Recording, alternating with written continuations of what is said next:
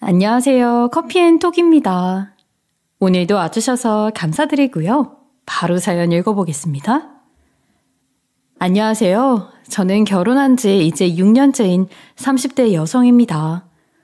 저는 어려서부터 결혼을 할 수 있을 거란 생각은 못했었는데 어쩌다 보니 좋은 사람을 만나 결혼을 할 수 있었어요. 사실 이 사람과 만나기 전에는 결혼은커녕 연애 한번 못 해볼 줄 알았어요.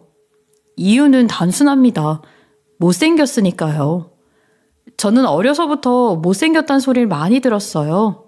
초등학교 땐 못생겼다는 이유로 아이들에게 놀림과 따돌림을 받았죠. 중학교 사춘기 시절엔 스트레스를 너무 받아서 폭식까지 하게 되었다 보니 전 못생긴 데다 뚱뚱해지기까지 했네요. 모든 것이 원망스러웠습니다. 절 이렇게 낳아주신 부모님도 원망스러웠고 외모로 사람을 판별하는 세상도 원망스러웠어요. 왜 난 이렇게 생겨먹어서 잘못한 것도 하나 없이 온갖 욕이란 욕은 다 듣고 살아야 하는지. 제가 못생기고 싶어 못생긴 것도 아닌데 말이에요. 고등학교 시기엔 학교도 그만뒀습니다. 학교라는 곳은 저에게 지옥이나 다름없었거든요. 언제 다른 친구, 아니 학생들의 입에서 무슨 소리를 들을지 몰라 너무 무서웠어요. 떨어질 대로 떨어진 자존감은 저의 인생을 더욱 피폐하게 만들었죠. 그래서 결국 고등학교는 중퇴를 하게 됩니다. 학교를 그만둔 뒤 한동안은 방 안에만 틀어박혀 있었어요. 그리고 매일 신께 기도했죠. 나를 조금이라도 예쁘게 만들어달라고. 아니면 하루만이라도 예쁜 얼굴로 살 수 있게 해달라고요. 그러면 당장 죽어도 여한이 없을 거라고 저는 진심으로 생각했어요. 하지만 인생이 영화도 아니고 그런 기적적인 일은 일어날 일 없었죠. 1년을 그렇게 보냈으니 달라진 건 오히려 늘어난 얼굴과 여드름과 몸무게뿐 여전히 전 못생기고 뚱뚱한 여자아이일 뿐이었습니다. 그러던 어느 날 이대로는 도저히 못 살겠다는 생각이 들더군요. 어차피 앞으로 달라질 것 없는 인생인데 차라리 지금 없어지는 게 더 낫겠다는 생각이 들었어요. 그래서 정말로 세상과 작별할 시도를 해봤어요. 여러분들이 보시기엔 어리석은 선택일 거고 저 역시 지금 생각하면 어리석은 선택이었지만 그때 제 마음은 차라리 지옥에 가고 싶을 정도였으니까요.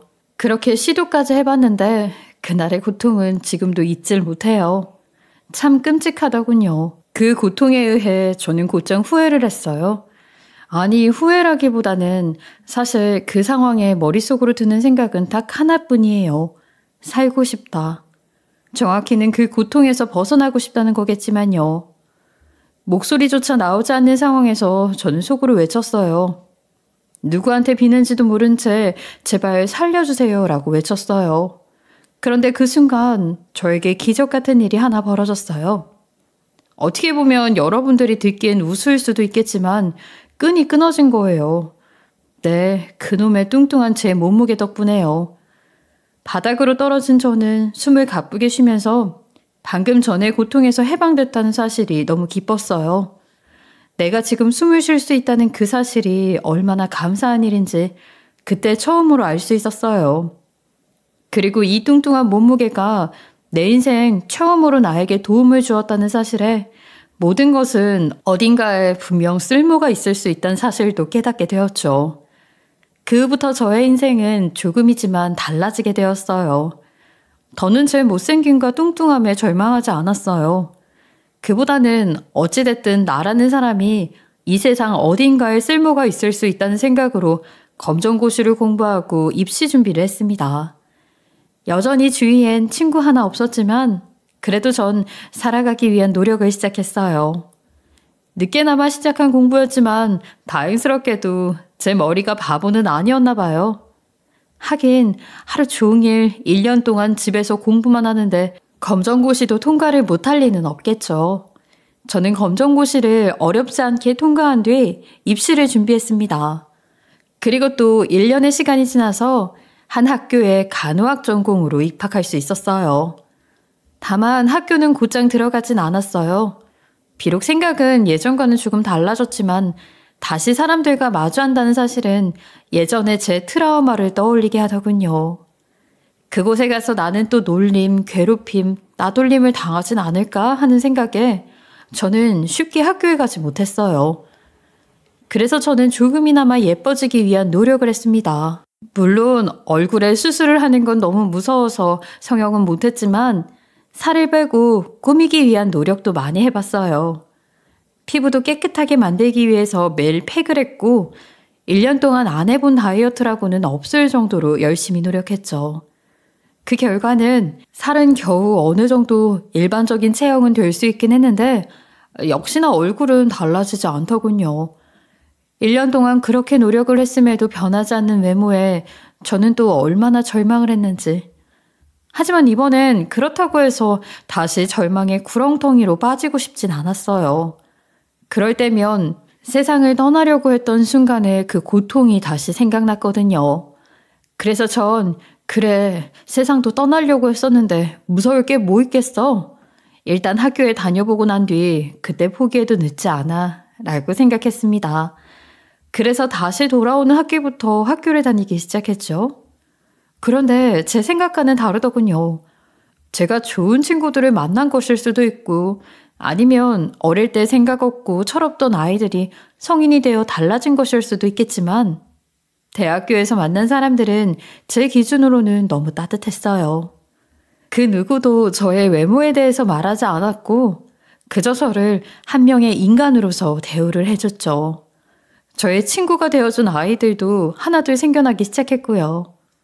제가 대학을 다니면서 가장 깜짝 놀랐던 사실 중 하나는 그 친구들이 저에게 미팅을 같이 나가자고 한다거나 소개팅을 시켜준다고 말하기도 한단 거였어요.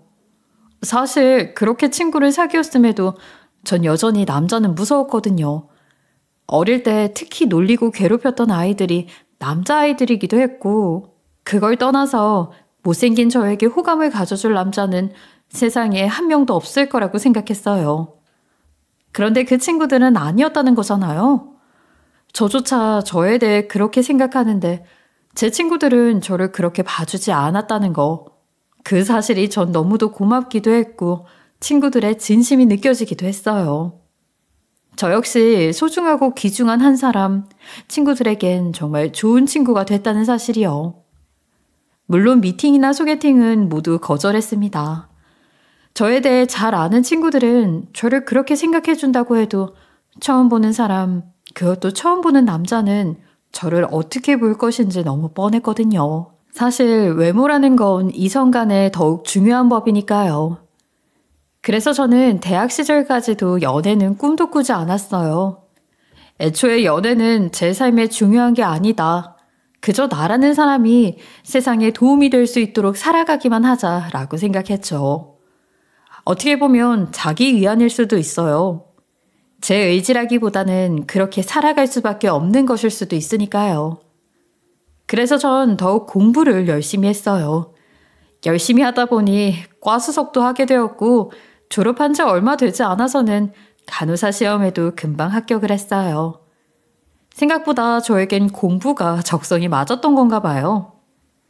그리고 그 후 전 한 병원에 취직을 하게 됩니다. 처음엔 군기라고 해야 할까요? 그런 게 좀 있어서 힘들기도 했지만 제 꿈을 꺾을 요소는 되지 않았어요. 그저 열심히 병원 생활을 하려고 했죠. 못생긴 만큼 환자들에게 조금이라도 더 친절해지기 위해 노력했고 업무상으로도 항상 성실하기 위해 부지런을 떨었고요. 그런데 그랬던 노력이 참 이상한 방식으로 보상을 받더군요. 병원에서 좀 인기가 있었던 한 남자 물리치료사가 있는데 그 사람이 저와 식사를 하고 싶다고 한 거였어요. 그리고 그 사람은 그 식사 자리에서 제가 한 번도 들어보지 못한 소리를 해주었죠. 환자들에게 웃는 모습이 너무 예쁘세요. 그래서 이렇게 밥을 한번 같이 먹어보고 싶었습니다. 일이 힘든데도 어떻게 그렇게 웃으실 수가 있을까 참 신기하네요. 저는 한 번씩 너무 힘들어서 그게 잘 되지 않더라고요. 참 대단하세요. 충격이었습니다. 아니, 내 얼굴로 웃어봤자 뭐가 예쁘다고. 하지만 그 사람은 몇 번이고 그렇게 말해주었어요. 그리고 그 후로도 몇 번 밥을 함께 먹자고 하더니 얼마간의 시간이 지나자 저에게 정식적인 만남을 제의하더군요. 지금보다 더 가까운 사이로 지내고 싶다고요. 네, 그게 지금의 제 남편입니다. 얼굴도 잘생겼고 성격도 참 착해요. 괜히 그 병원에서 인기가 있었던 게 아니었죠. 그런 사람이 제 남편이 되었다는 건 지금도 믿기지 않는 사실이에요. 그 사람은 지금도 저에게 그런 소리를 해주지만 그 소리를 들을 때마다 전 여전히 익숙하지도 않고 부끄럽네요. 그런데 이렇게 남편과 결혼을 한 뒤 저는 한 가지 사실을 깨닫게 되었어요. 왜 그런 말이 있죠? 화려한 버섯은 독버섯이라는 말이요. 그것처럼 화려한 꽃에도 독이 있을 수 있다는 사실을 알게 되었죠. 제가 그 사실을 깨닫게 된 건 저희 시누이 때문이에요. 우리 남편 집안 사람들은 참 외모가 타고난 건지 시누이도 정말 예뻤어요. 처음에 봤을 때 무슨 연예인인 줄 알았죠. 제가 그토록 원하던 작은 얼굴에 크고 예쁜 눈, 오똑한 코, 깨끗한 피부에 앵두 같은 입술. 정말 같은 여자인 제가 봐도 반할 정도로 예뻤어요. 시누이는 어릴 땐 슈퍼모델 대회까지 출전했었다고 하더군요. 비록 입상을 하진 못했지만 제가 실제로 봐왔던 모든 사람들 중에선 단연코 제일 예쁜 사람이었어요. 아무리 시누이라지만 저보다 어린데도 불구하고 쉽게 다가가지 못할 정도로요. 하지만 성격은 외모와는 정반대의 성격을 가지고 있더군요. 성격이 참 정말 지랄맞은 성격이라는 말이 딱 맞을 거예요. 시댁의 골칫거리를 담당하고 있는 사람이 시누이라고 할 정도였고 매번 어디 가서 사고도 치고 싸움도 나고 저한테 하는 말들도 보면 아, 이 사람은 참 철도 없고 개념도 없다는 생각이 금세 들었어요. 겪을수록 그 사람의 아름다운 얼굴이 단점으로 가려지는 사람이었어요. 그래도 어쨌든 저와 크게 부딪힐 일은 없어서 별 신경 안 쓰고 있었는데 하루는 남편이 씻으러 간 사이 시누이에게 계속 문자가 오더군요. 600만 원이나 되는 피부 관리를 끊었는데 한 번만 도와달라고. 나이도 점차 들고 있기에 피부 관리는 좀 더 빡세게 받아야 한다고요. 하지만 저희 부부에게 그 정도의 여유는 없었어요.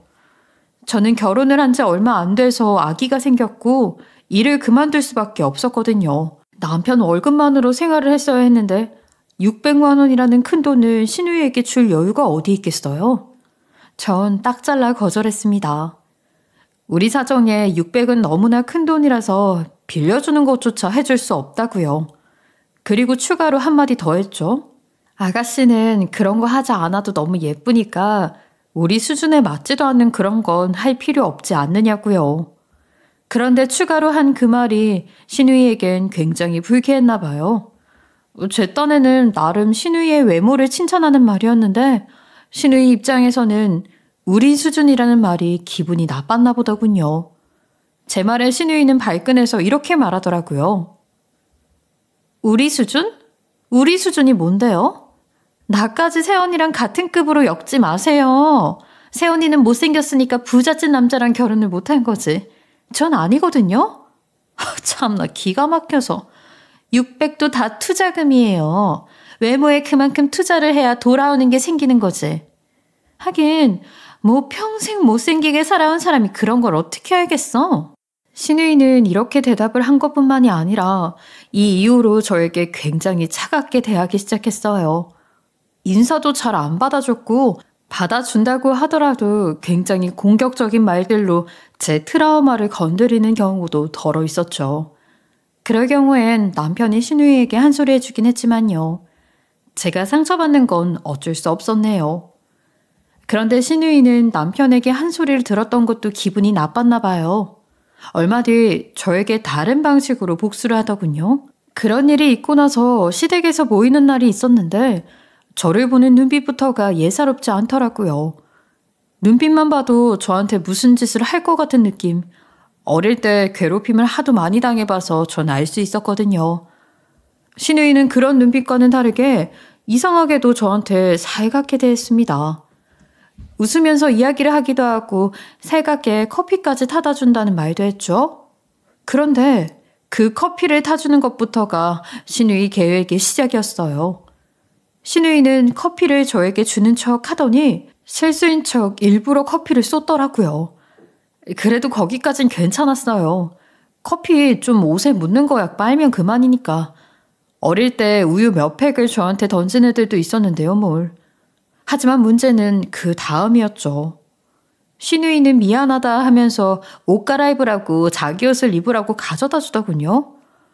그런데 그 옷이 무슨 5살짜리 애가 입는 건가 싶을 정도의 딱 붙는 자그마한 원피스였어요. 대학에 가기 전 제가 살을 뺐다고는 하지만 그런 옷을 입을 수 있는 정도는 절대 아니에요. 거기다 애도 낳고 난 뒤로는 다시 찌기도 해서 그 옷은 제가 입을 수 있는 사이즈가 아니었죠. 제가 그 옷을 보고 좀 난감해하자 신우이는 어머, 언니 그거 안 맞아요? 그거 프리 사이즈로 나온 건데? 아, 어떡하지? 내가 입는 옷들 중에 그나마 언니한테 맞는 걸로 가져온 건데. 그것도 안 맞는 거 보면 내가 입는 옷은 언니한테 다 작겠다. 이거 미안해서 어떡해?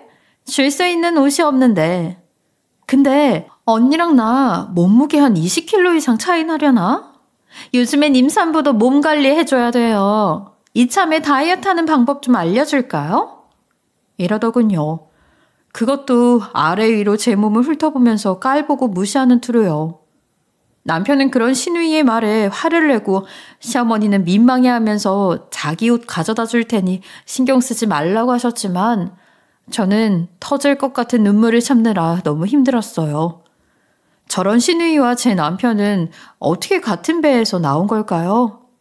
외모는 물론 똑 닮았지만 제 남편의 성격은 정말 착하거든요. 저한테 어떻게 환자들에게 잘 웃어줄 수 있는 거냐고 했었지만 남편도 친절함 쪽으로는 장난 아니에요. 물론 남편이 잘생기기도 했지만 그것만으로는 남편한테 물리치료를 받으려는 사람들이 줄을 서진 않죠.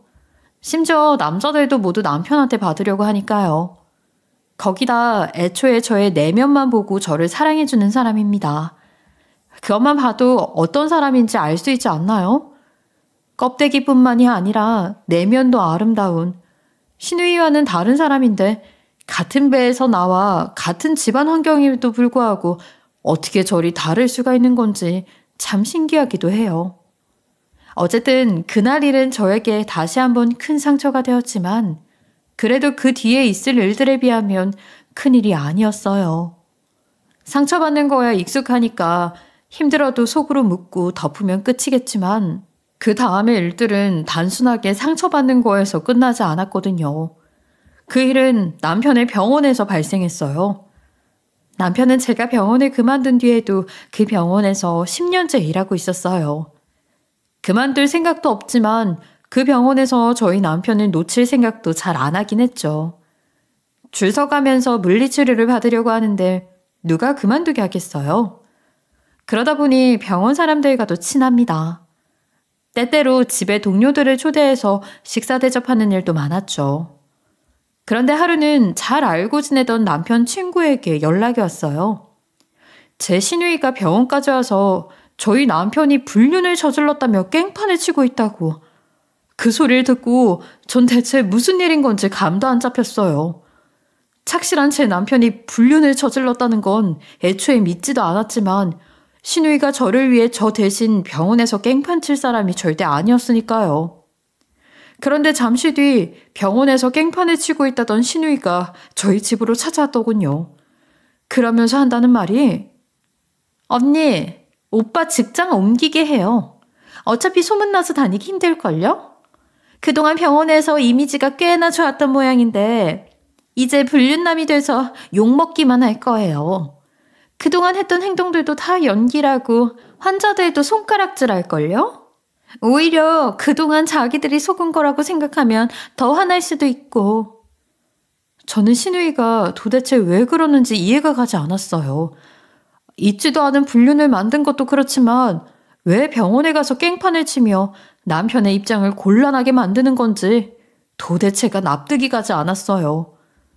지피는 거라곤 얼마 전 시댁에서 있었던 일 때문에 남편에게까지 감정이 있었나 싶어 그것 때문에 그러냐고 대화를 해봤는데 아 맞다. 얼마 전에 그것 때문에 오빠가 저를 혼내긴 했죠. 그때 기분이 나쁘긴 했었지만 잊고 있었는데 생각해보니 그러네. 오히려 잘 됐다. 맨날 툭하면 잔소리하고 화내는 오빠도 물 먹여주고 싶었는데.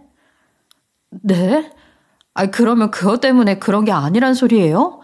아니 그럼 대체 왜? 다 이유가 있으니까 그런 거 아니겠어요?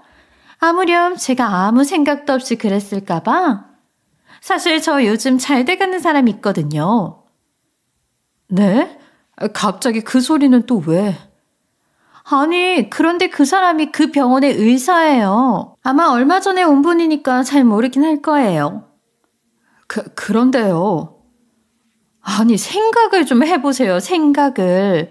나는 그 사람과 결혼을 할 건데, 우리 집안 사람은 그 병원에서 물리치료사를 하고 있다고 하면, 내 이 면이 서겠어요? 아니, 내 면이 서는 것만이 문제가 아니라, 그 집에서 자칫 결혼을 반대하면 어떡해요? 그럼 안 되잖아. 지금 고작 그런 이유로 남편 병원 가서 그 깽판을 쳤다 이거예요? 그것 때문에 저희 남편이 어떻게 될지 몰라요? 화내지 마요. 화내니까 못생긴 얼굴이 더 못생겨지네. 역시 새언니는 웃어야 그나마 사람처럼 느껴지는데. 뭐라고요? 소리 지르지 말라고요. 누군 소리 지를 줄 몰라서 안 지르나. 그리고 어차피 내가 그 집 의사랑 결혼하면 우리 오빠가 거기 병원에 계속 다니는 것보단 훨씬 이득이에요. 생각해봐요. 의사 집안의 부자인데 우리 집을 안 챙겨주려고 하겠어요? 우리 부모님한테 집이라도 선물해 줄 수 있고 오빠한테도 무언가 떨어지는 콩고물 있겠지. 계속 물리치료사 하고 있으면 뭐해. 이런 걸로 크게 한 방을 챙겨야지. 안 그래요? 그런 거 필요 없어요. 그래도 10년을 다녀온 직장인데 그곳 사람들에게 손가락질 받는 걸 좋아하는 사람이 어디 있겠어요? 돈이 다가 아니라고요. 정말 그런 거지 근성이 담긴 말을 참 잘도 내뱉네. 그건 돈을 안 가져봐서 그런 생각이 드는 거예요. 돈이 손에 들어오면 또 달라질걸요? 그때 내 행동이 오히려 감사하게 느껴질 텐데. 정말 대화가 도저히 통하지 않았어요. 신우이의 사고방식은 저와는 정말 너무나 달라서 이야기를 해봐야 같은 소리만 반복될 뿐이었어요. 그래서 신우이는 결국 병원에 가서 해명도 하지 않을 생각이라고 한 뒤 저희 집을 떠나버렸죠. 그 뒤의 일은 너무 당연하게도 신우이가 말한 대로였습니다. 몇몇 아는 사람들은 그게 오해인 걸 알기 때문에 그 오해를 풀기 위해 노력했지만 신우이가 병원에서 깽판을 친 효과가 더 컸어요. 불륜남 딱지는 도저히 뗄 수도 없었을 뿐더러 환자분들의 손가락질은 날이 갈수록 심해졌어요. 심한 경우엔 물리치료를 받으면서 비꼬는 환자분들도 계셨다고 하더군요. 남편은 환자분들에게 그런 취급을 받다 보니 마음고생을 심하게 하기 시작했어요. 남편은 아픈 사람들한테 도움이 되는 스스로의 모습을 좋아했었는데 이제 도움은커녕 경멸이나 받고 있으니 스트레스를 받을 수밖에 없겠죠. 나이도 아직 젊은 편인데 탈모 증상까지 나타나기 시작하더군요. 저는 남들에게 손가락질을 받을 때의 고통을 잘 알아요. 그걸 벗어나는 방법은 일단 그 공간에서 떨어지는 것밖에 없다는 것까지도요. 그래서 저는 남편에게 직장부터 관두고 마음부터 추스를 하고 했습니다. 남편은 집 대출도 있는데 어떻게 그러겠냐고 했지만 전 그게 중요한 게 아니라고 말해줬어요. 남편의 건강과 행복, 그게 우선이라고요. 결국 남편은 병원을 그만두었고 대출금도 너무 부담이 되어 집까지 작은 월세집으로 옮기기까지 했어요. 그리고 남편과 저를 그렇게 만들어 놓은 신우이는 뻔뻔스럽게도 얼마 뒤 그 병원의 의사와 결혼을 하더군요. 아니 결혼을 했다기보다는 기어코 의사 집안에 들어가는데 성공했다는 표현이 더 맞겠네요. 그 뒤 떨어지는 콩고물은 당연하게도 없었습니다. 그런 악독한 신우이가 저희를 챙긴다? 말이 안 되죠. 결혼하고 나서는 아예 얼굴도 보기 힘들어지더군요. 애초에 콩고물을 바라지도 않았지만 힘들어하고 있는 남편에게 미안함도 표시하지 않는 신우이가 정말 원망스러웠어요. 그나마 다행스러운 건 저에게 일자리가 생겼다는 거였어요. 남편 친구분의 소개로 다른 병원에서 다시 간호사로 일을 할 수 있게 되었죠. 남편도 그런 곳으로 복직하면 좋았겠지만 아기를 봐줄 사람도 필요했거니와 일단은 어느 정도 심적 안정을 취해야 했다 보니 제가 일을 하기로 했어요. 그 병원은 4명의 젊은 원장님이 있던 곳인데 분위기가 참 좋더군요. 사람들끼리 으쌰으쌰 서로 돕고 배려해주기도 했고 병원 내 직업 간에 혹은 서열 간의 기싸움 같은 것도 전혀 없었어요. 병원 사람들은 새로 들어온 저에게도 똑같이 잘해주었고요. 한 6개월 정도를 다니자 사람들이 좋아서 그런지 어느덧 친구 같은 느낌으로 친해질 정도가 되더군요. 직장 동료답지 않게 개인사도 서로 공유하는 걸 꺼리지 않고 오히려 상담도 할 정도로요. 저는 그곳의 분위기가 살면서 느껴본 단체 공간 중 가장 따뜻했던 것 같습니다. 그런데 그러던 어느 날 하루는 간호사 한 분이 박 원장님 여자친구분 저번에 길을 가다가 봤어요. 길에서 팔짱 끼고 다니면서 좋아라 하는 게 뜨겁던데요 아주. 라면서 원장님을 놀리더군요. 그러자 원장님은 부끄러워하면서도 좋은 사람 만난 것 같아 다행이라고 은근히 자랑도 하시더군요. 어머, 지금 저희한테 자랑까지 하는 거예요? 아, 이거 솔로는 외로워서 살 수 있겠나? 농담이고요. 두 분 너무 잘 어울리세요. 여자친구분 엄청 예쁘시던데요. 저는 무슨 연예인인 줄 알았어요. 아, 그렇게 말해줘서 고마워요. 사실 제 입으로 말하긴 좀 그렇지만 제가 봐도 예쁘긴 해요. 예전에 슈퍼모델 나간 경력도 있다고 하더라고요. 어머, 정말요? 저희도 얼굴 보고 싶어요. 사진 없어요, 사진? 아, 사진 있긴 한데 보여드릴까요? 원장님은 곧 단체 채팅방에 사진을 하나 업로드 하시더군요. 여자친구분과 함께 어깨동무를 하고 V자를 그리고 있는 사진 하나를.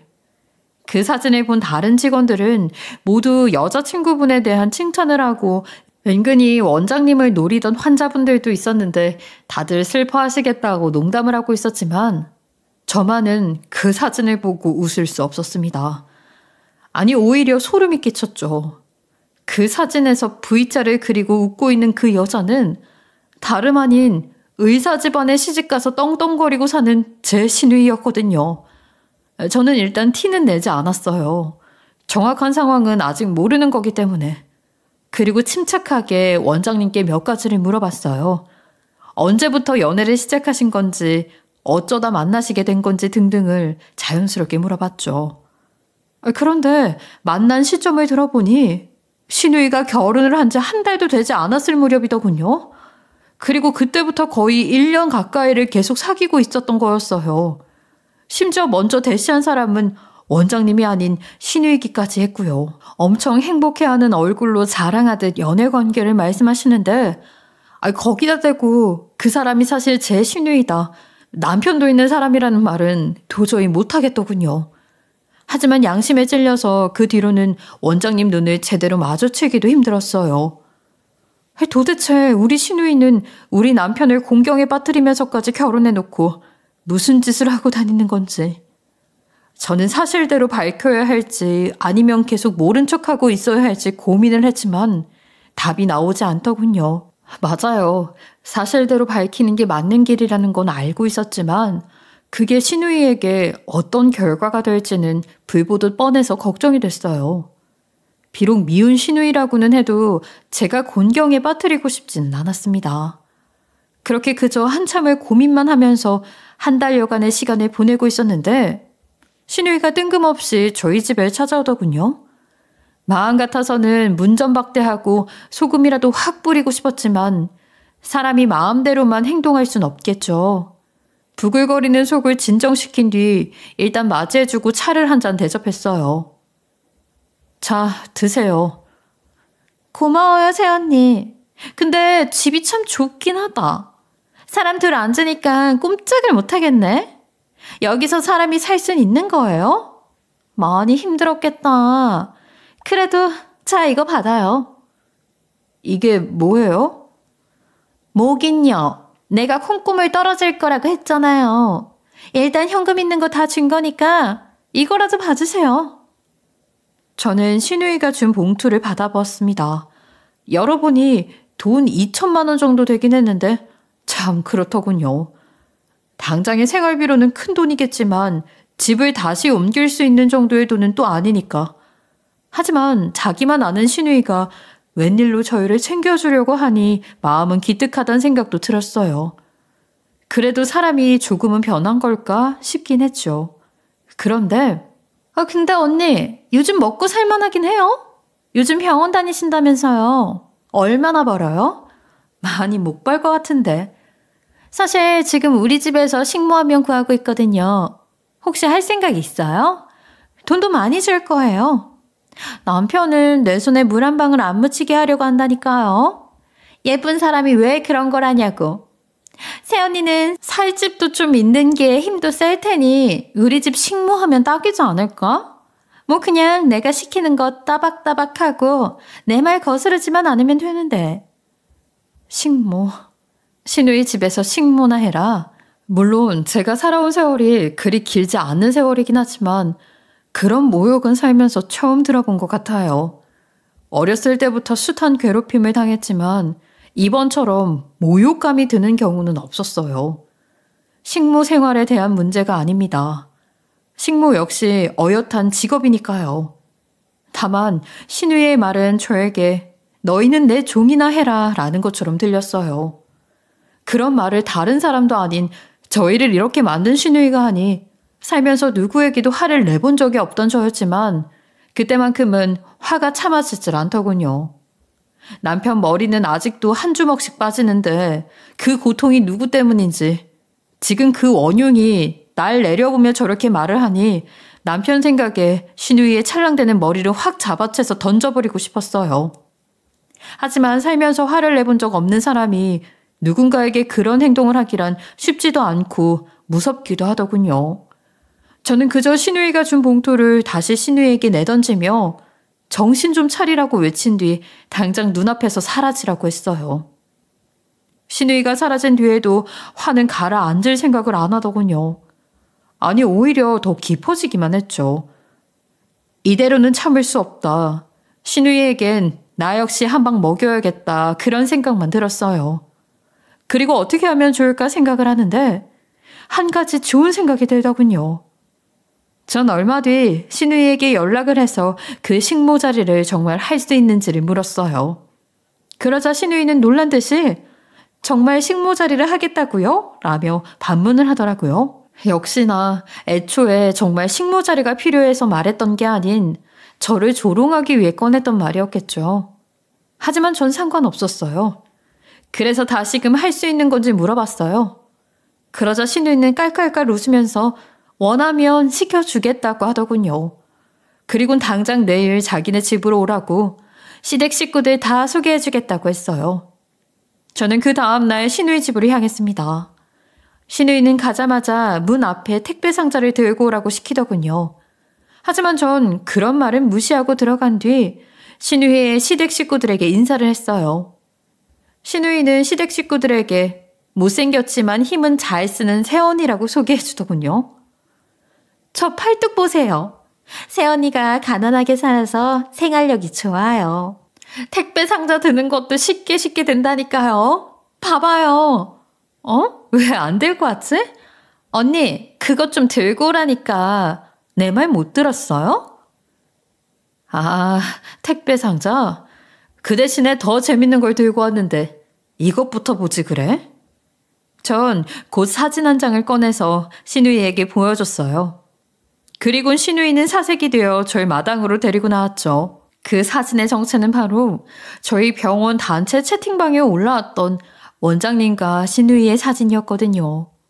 신우이는 마당에 나오더니 모든 상황을 눈치챈 듯 했어요. 제가 무슨 짓을 하려고 하는지도.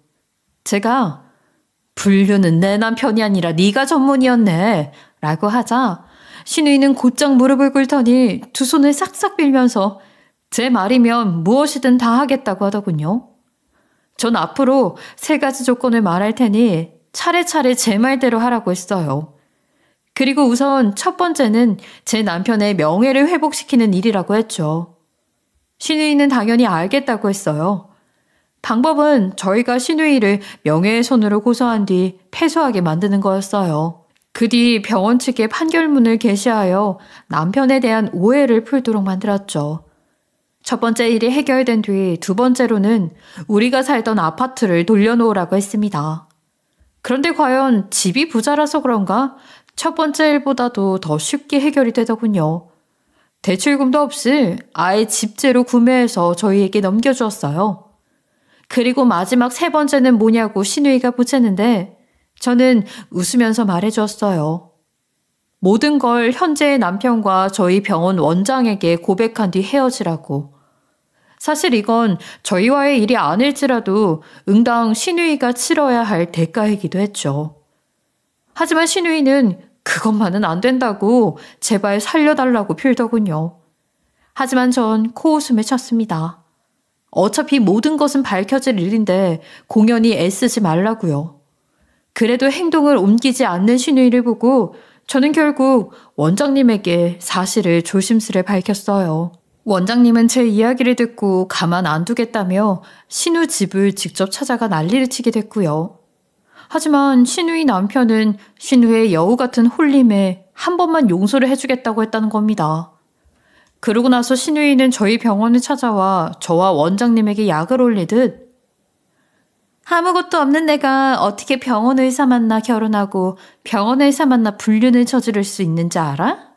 다 내 얼굴 덕분이야. 솔직히 너도 내 얼굴 보고 연애한 거 아니야? 그래서 이번에도 내 무기인 얼굴로 내 남편한테 한 번만 용서해달라고 빌었지? 그러니까 바로 먹히더라. 니들이 아무리 용서받자 안 돼. 그러니까 그만 머리 쓰고 그만 좀 나대. 네가 언제까지 그 얼굴로 빌어먹고 살 줄 알아? 내가 여기서 가만히 있을 줄 알아? 얼굴만 예쁘고 머리 나쁜 거 자랑하니? 나한테 또 다른 계획이 있으니까 기대해도 좋을 거다. 원장님이 이렇게 말했는데도 신우이는 한번 해볼 테면 해보라고 콧방귀를 꼈어요. 그리고 그 자리에 함께 있었던 저의 어깨를 세차게 밀치고 병원을 나가더라고요. 제가 원장님께 그 다음 계획은 뭐냐고 물으니 원장님은 신우 시부모님을 찾아갈 거라고 하더라고요. 아주 낱낱이 이 모든 사실을 알릴 거라고요. 그때 저도 같이 가줄 수 있냐고 하시길래 저도 따라가겠다고 했죠. 신우이의 시부모님은 보통이 아니신 분들답게 우리 이야기를 듣고는 노발대발 난리가 났고 당장 이혼을 시키겠다고 했어요. 처음부터 마음에 안 들었는데 애 없을 때 헤어지는 게 낫다며 당장 신우이를 불러들였죠. 신우이는 아무것도 모르고 본인 시댁에 왔다가 시댁 소파에 떡하니 앉아있는 우리 둘을 보고 온몸을 사시나무처럼 떨더니 곧장 무릎을 꿇고 한 번만 용서해달라며 애원을 했어요. 네가 우리 집을 아주 만만한 집안으로 봤나 봐. 네가 그랬다며 얼굴 하나 믿고 이 자리까지 온 거라고. 얼굴 믿고 나대는 것들 다 무식하게 똥만 찬 것들이야. 그게 바로 너를 보고 하는 말이고. 네가 언제까지 젊고 예쁠 것 같니? 여자야, 너보다 예쁘고 젊은 애들은 계속 나타날 텐데. 우리 아들한테 그런 애들 소개해주면 그만이야. 이 세상에 너만 예쁘고 잘났는지 알아? 당장 이혼 서류 보낼 테니까 오늘부로 짐 싸들고 나가거라.